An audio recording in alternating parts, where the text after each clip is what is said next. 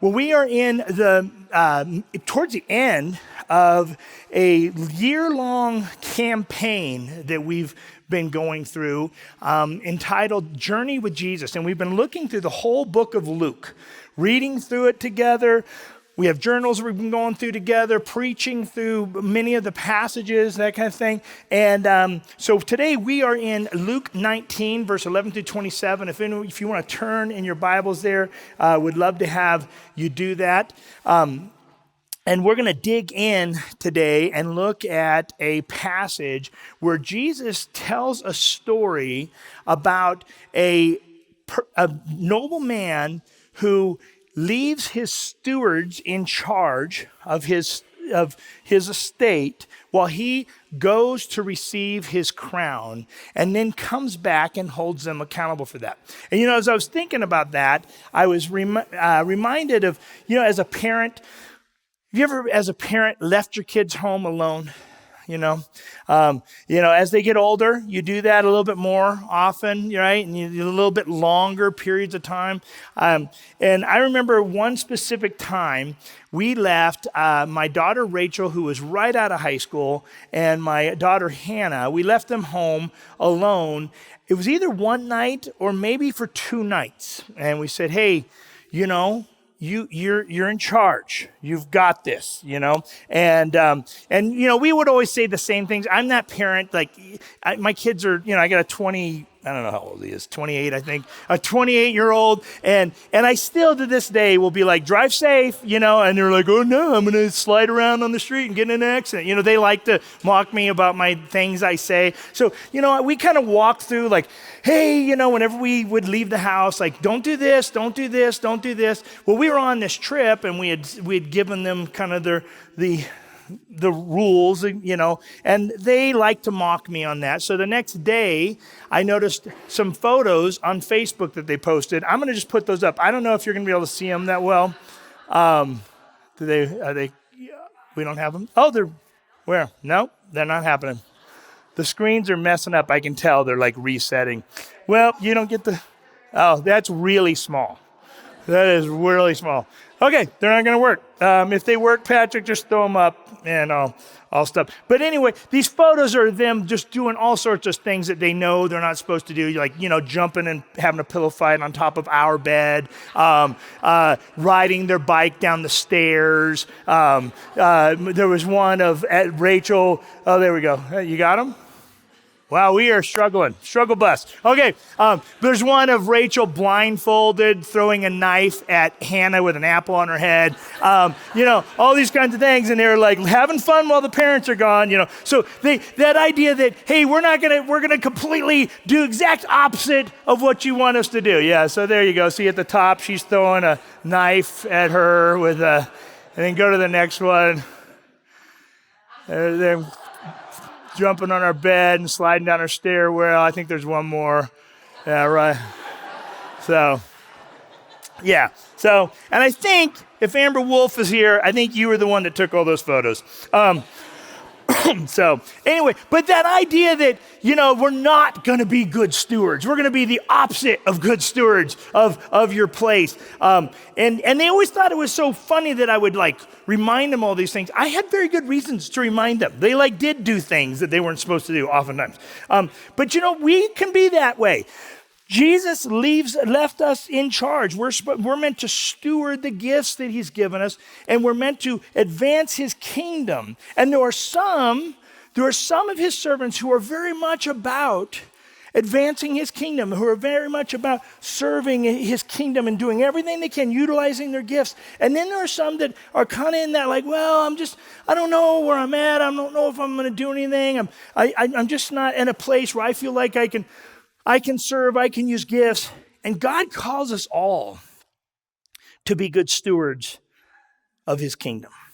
So let's look at Luke 19, verse 11 to 27. It says, while they were listening to this, he went on to tell them a parable because he was near Jerusalem.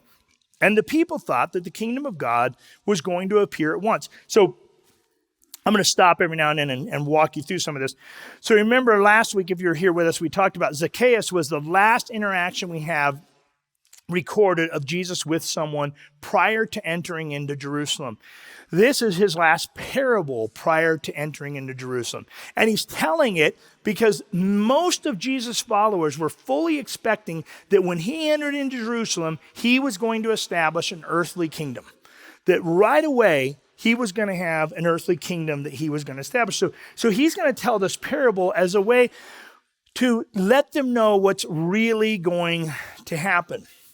And he said, a man of noble birth went to a distant country to have himself appointed king and then to return. So the man of noble birth in this story is Jesus. So he called 10 of his servants and he gave them 10 minas. Now a mina was about 3 months' wages at the time. Okay, 1 mina was about 3 months' wages. So this is a substantial gift. This isn't something really small. This is of value. And he said, put this money to work, he said, until I come back. So he's basically said, look, I'm going to return. And when I return, I want to see that you have been a good steward with this gift that I've given you. Verse 14, it says, but his subjects hated him and sent a delegation after him to say, we don't want this man to be our king. Now, real quick, the subjects are not his servants. This is different. His servants are already servants of his household, servants of, there to steward his resources. The subjects are basically people that he is going to be king over, the ones he's going to come back to be king over, but many of them do not want him to be king. But see, this is very parallel to Jesus. Many people did not want Jesus, just like today, right? He's going to return, and there are still to this day many, many people that do not want to be under Jesus. Verse 15, he was made king, however, and returned home. Then he sent for the servants to whom he had given the money in order to find out what they had gained with it.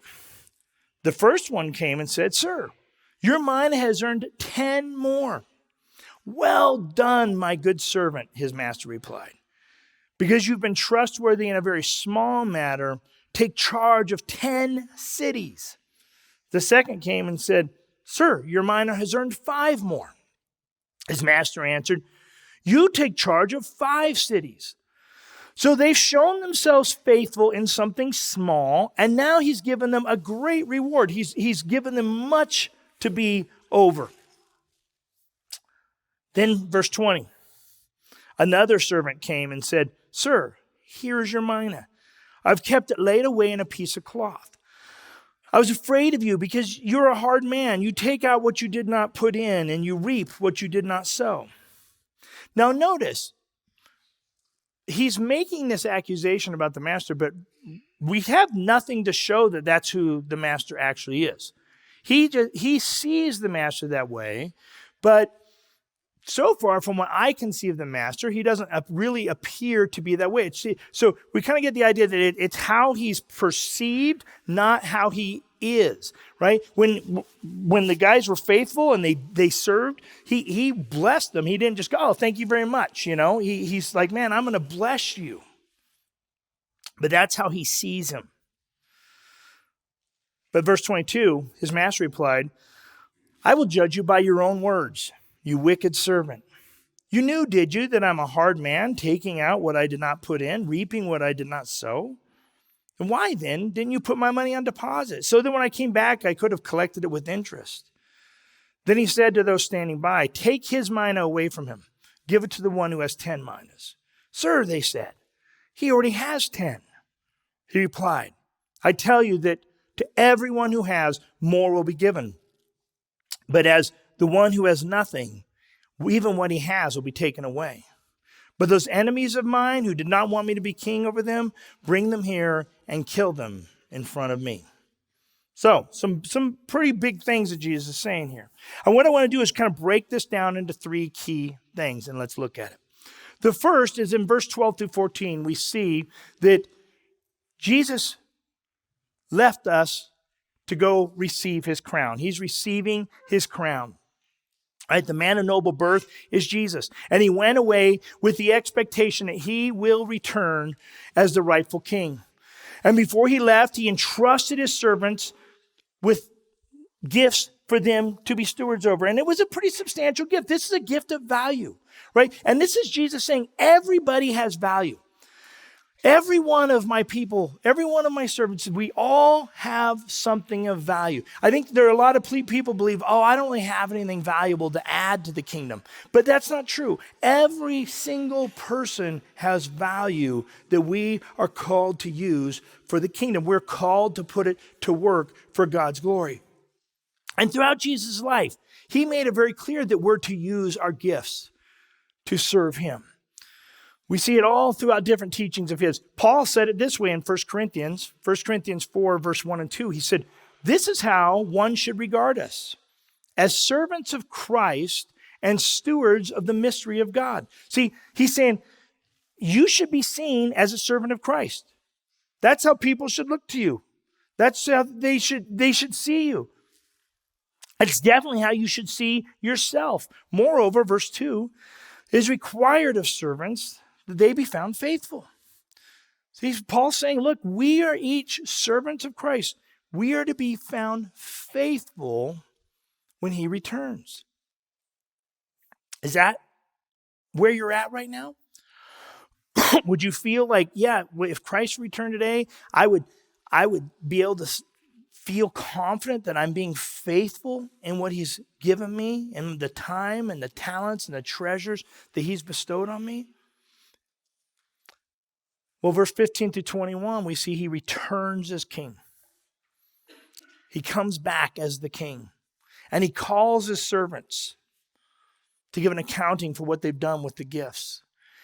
And that's what a good king does, right? A good king is always concerned with growing his kingdom, with expanding his kingdom, right? I mean, if you believe, man, people are better off when they're in my kingdom.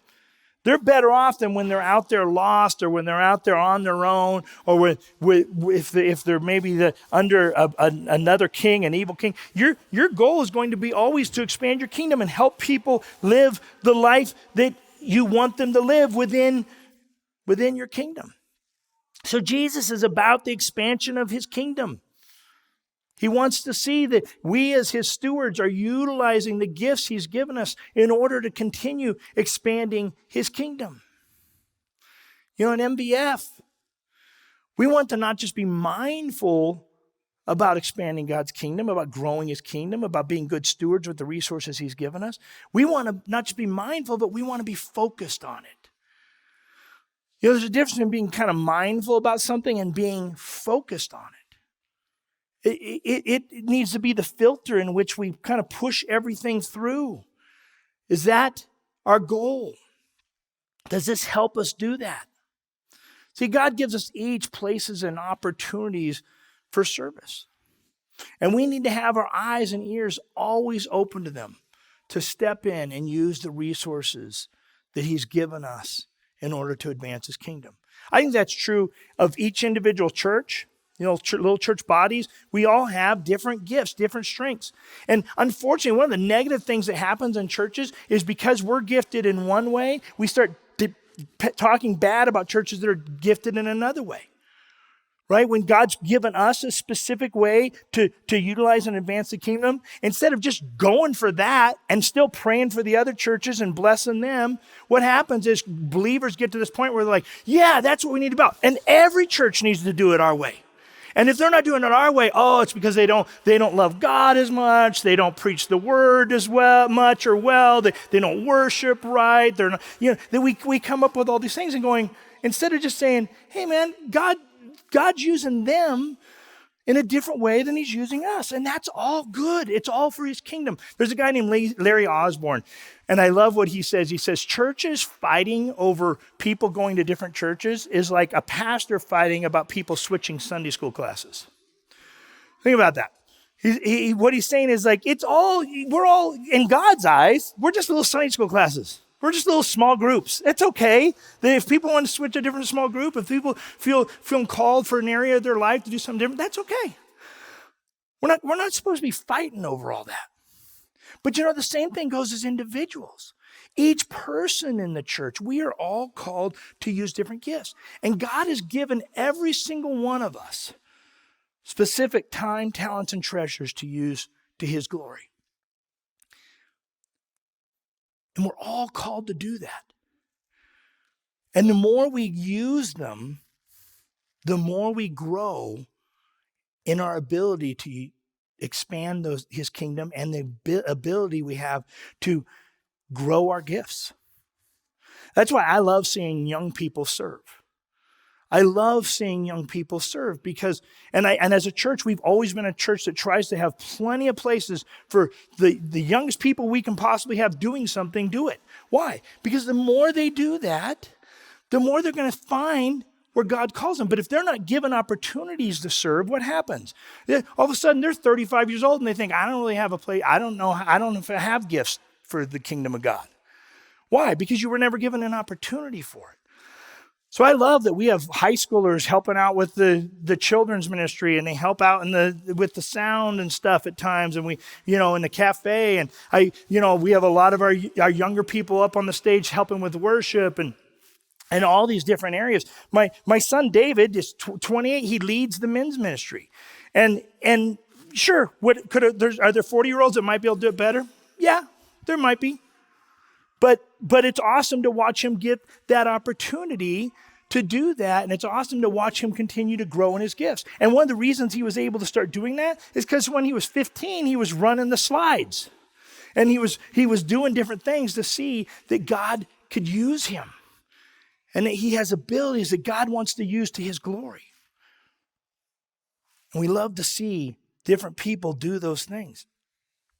One of the things I struggle with, and I'm very hesitant towards, is when people come and they tell me their dream ministry. Right? When someone comes and they share their dream ministry. And one of the reasons is oftentimes the people I hear this dream ministry from are people who aren't currently serving. Right? I love hearing a dream ministry from someone. I want to help people expand that ministry if I see them serving. But when someone just tells me about this, oh, well, one of these days I want to, and they just have this thing, and I'm like, what are you doing right now? Well, God's preparing me for the thing. No, he's going to prepare you by having you serve. Start serving. If you have that dream ministry, if you're kind of like God, you have this big idea, start doing something now. And that might happen if you start doing something now. It really could happen. But if you're sitting around and you're waiting, then I'm afraid you're going to be that servant. And they're like, well, here you go, God. You gave it to me. I didn't do anything with it. We are called to use the gifts that God gives us. And when someone is faithful with small things, we want to continue to raise them up and see them do bigger things. One of the mistakes I made as a young pastor is I would know we needed something, right? We need that. We need this. We want this ministry. And someone would say, oh, I can do that. And I would just believe them. And I would just say, okay, and go do that. And then 6 months later, nothing's happening, right? And I'd be like, well, wait, you said you could do that. And they're like, oh, well, we didn't give them small things and help them show themselves faithful in those small things. One person I'm just super excited about right now in our church is Sandy Johnson. Some of you ladies know Sandy. She's been coming for a few years and has really developed her walk with God. And over those years, she's been just growing, and she took some opportunities, and now she's a leader in the women's ministry. Because she stepped up where she continued to see God utilizing her and her talents being able to be used. And that's awesome to see. So there's nothing wrong with dreaming big, but we have to start small. Be willing to step in now. Step in someplace and let God see where he can use you.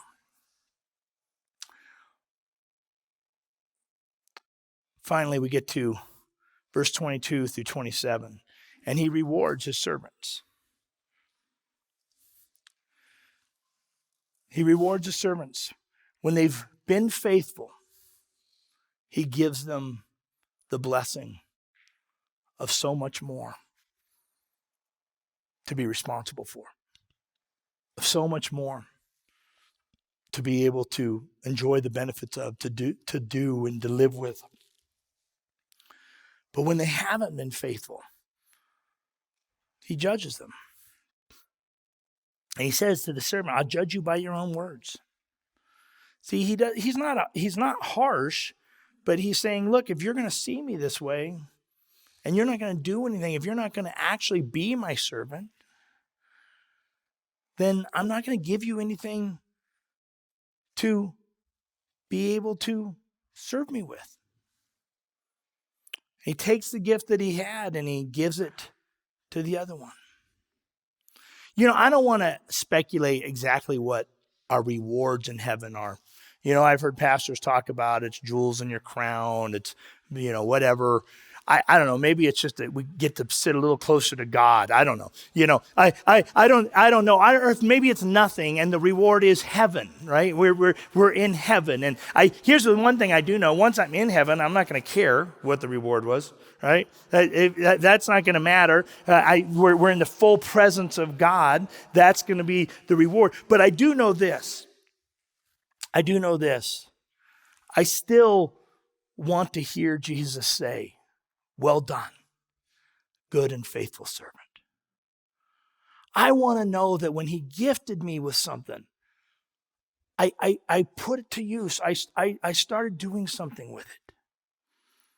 And when it didn't go right, or there was a little hiccups or issues or people criticized or whatever, that I didn't just get all upset and say, well, that's it, I'm done. I'm not going to do it anymore. Instead, I said, okay, that's okay. Now I'm gonna try this way, and I'm gonna try that way. Why? Because it's not about me. It's about I'm his servant. There's nothing you're ever gonna do for God at any level of growth that's always gonna go right, or that everyone's gonna agree with, or everyone's gonna like you for. Anything you do of any value, people are gonna criticize. You're going to have hiccups. You're going to have roadblocks. You're going to have things that you do wrong. Jesus isn't judging that. He's judging, is your heart desiring to be a steward for my kingdom?